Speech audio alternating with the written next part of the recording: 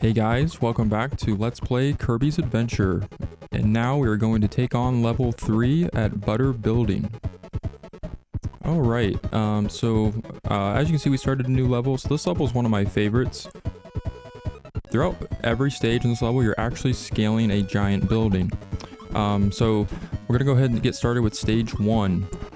Another thing that's important to mention is this is the first level that has hidden switches. Hidden in the different stages. I believe there's just 2 or 3 in this first level.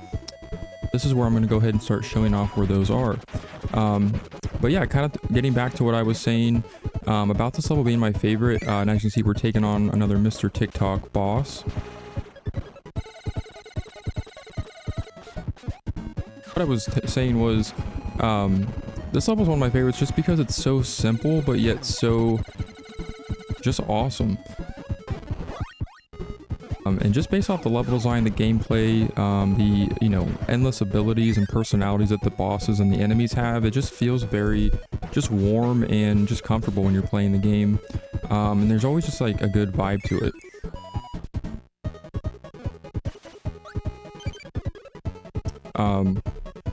But we're gonna go ahead and move on through here.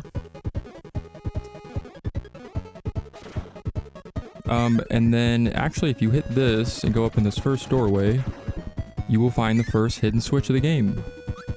And that's going to unlock the arena of the level. Each hidden switch that you find in the game, not only are they all required to 100% the game, but each switch will actually open up a hidden area in each level. So you may open up an arena, there may be an egg hatching game, it may be a crane game, or even a warp star door, but each hidden switch will have basically a new area that it will unlock in the hub world, which is again important if you want to again 100% the game, or if you just want to be able to access additional mini games throughout the later levels.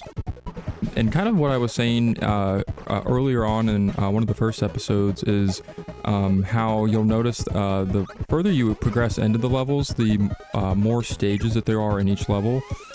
So like if you remember, the first level had 4 stages, the second level had 5, so this one's actually going to have 6. Now 6 is going to be the standard number of stages throughout the rest of the game. At least until the final level, but you'll kind of see how kind of what that looks like once we get there. As you can see, we got to the end of the building there, and I love scaling around that building. It's just so, I just love the design of the building. Kirby walking around the building, and it kind of just spins around in a circle. Very simple, but I just love it. But yeah, like I was saying, the 6 stages is going to be kind of the standard now from here on out throughout the rest of the game. And there will be, again, hidden switches throughout most of the stages throughout the rest of the game as well. And I'll be showing those off, of course, in my playthrough. Alright, didn't mean to lose that ability. We'll go ahead and keep our sword ability and we'll move on. And I think, I'm not sure I can get in there, but I think that just basically takes you to either a 1-up or a maximum tomato, if I'm not mistaken. This level is going to introduce more of the spikes. The spikes are actually pretty easy to avoid, but there's going to be I think there's a stage much later on in the game where you actually will be required to use a certain ability to navigate through the spikes, because it becomes very narrow to the point where there's like spikes above your head and spikes right below you, but you don't have, like for this instance, there's a lot of space. I can just kind of fly over the spikes down there, but you'll have levels later on in stages that contain kind of very narrow spiky paths, and you'll have to kind of use a certain ability to be able to navigate through it, which again, I love the it's even nice. We got that 1-up. There's a maximum tomato over here. We'll grab that.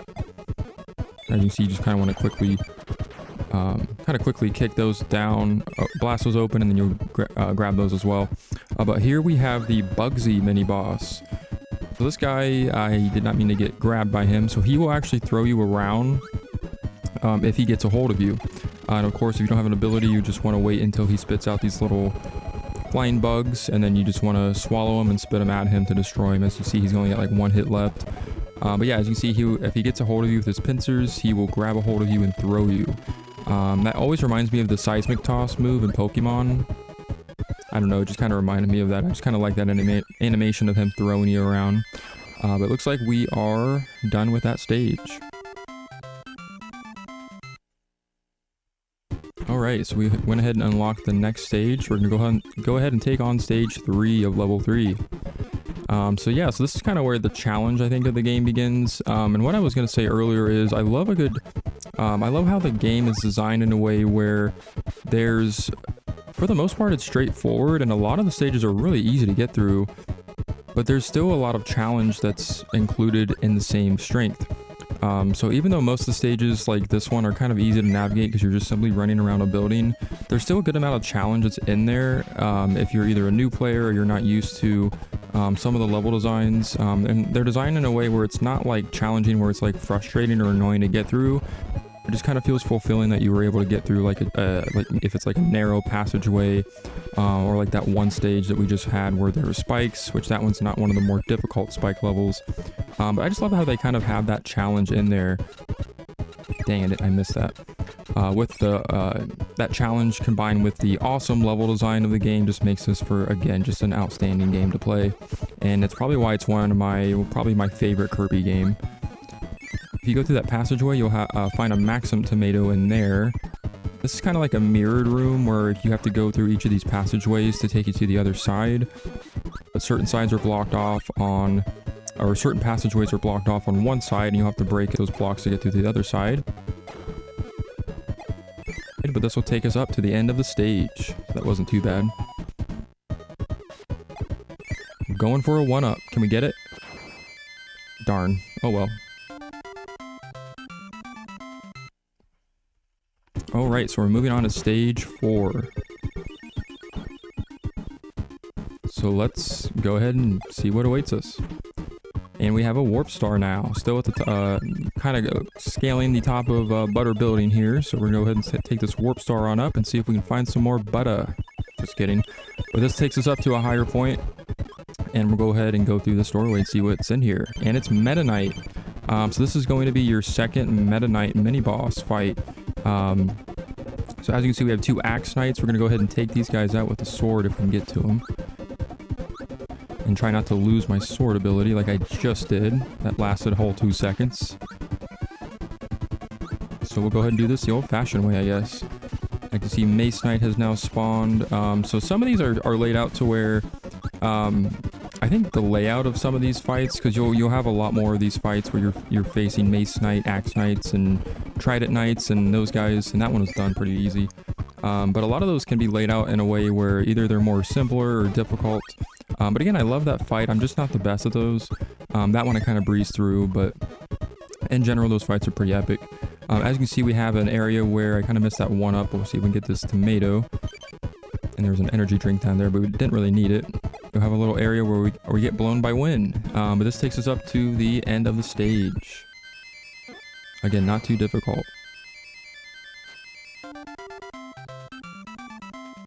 Go ahead and take that 2,000 additional points. Doesn't really make a difference to me, but I just love the numbers adding up anyhow. But now we have another minigame that I want to show off. This is the quick draw game. When the enemy draws, press the A button. So this is basically like an old, classic shootout, Western shootout game where you're basically dueling this guy, and you want to fire at the right time. So the first 2 levels are pretty easy to get through, but I can never get past the 3rd one. I don't know if that's just my skill issue or if there's a something I'm just not doing or thinking of. But you basically want to shoot right when they get ready to pull their gun. But like if you do what I just did and hit the button too early, you'll get penalized and you will not be able to draw your gun. And 2 fouls is a strikeout in this game, so that ends my game there. We got 2 of them. A for effort. Alright, but now we're going to go ahead and take on stage 5. So we're nearing the end of this level already. It feels like it just begun, literally. We have an invincible candy, so we're going to go ahead and take that. Take out all these enemies up here. And this is probably one of my favorite stages of the level, just because, look at this. You're just a savage with the invincible candy as you're scaling the Butter Building, which I love to scale. So here we go. But now we have the spark ability. Didn't last more than 5 seconds, but we'll take it back.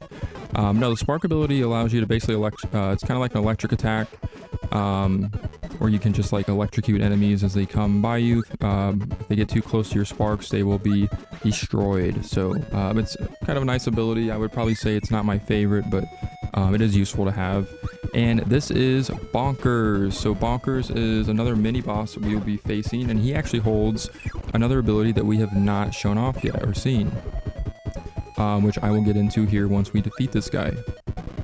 Yeah, this guy's not too bad. You just basically want to make sure you avoid him when he's running towards you. If you got his hammer out in front of him as he's running, you want to make sure you get in a spot where you're ready to swallow his little stars that come out when he smacks the ground with his hammer. You want to spit those back at him to defeat him if you do not have an ability already. But we're going to go ahead and take his hammer ability. This is probably, I know I said the sword and the beam were my favorites. This is honestly probably my favorite ability because I forgot about this one. As you can see, there's a switch that we can only break down by using the hammer, so we can grab a maximum tomato and a 1-up. But the hammer ability is nice. It's again pretty straightforward, self-explanatory. You're just swinging a hammer at the enemies or various switches that are actually spread out throughout the game. And that ability will become, it's actually required for one of the hidden switches, I believe, much later on. But there's also some hidden 1-ups and other items as well. You'll find in various stages that require the hammer or other abilities as well. So we're going to go ahead and move on. We don't need the laser since we have our trusty hammer.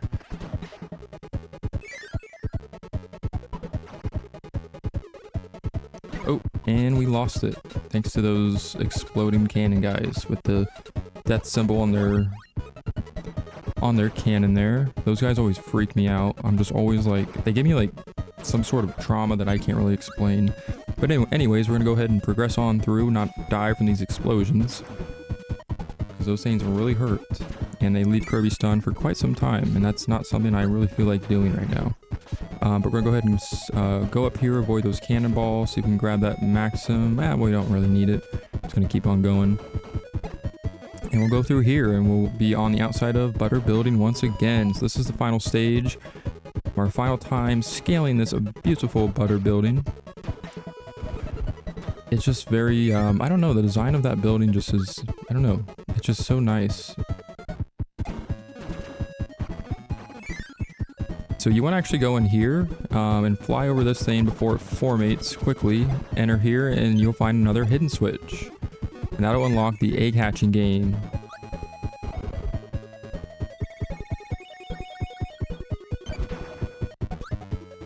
Alright, so we're going to go ahead and progress on, and where you want to go to progress through the level is up here.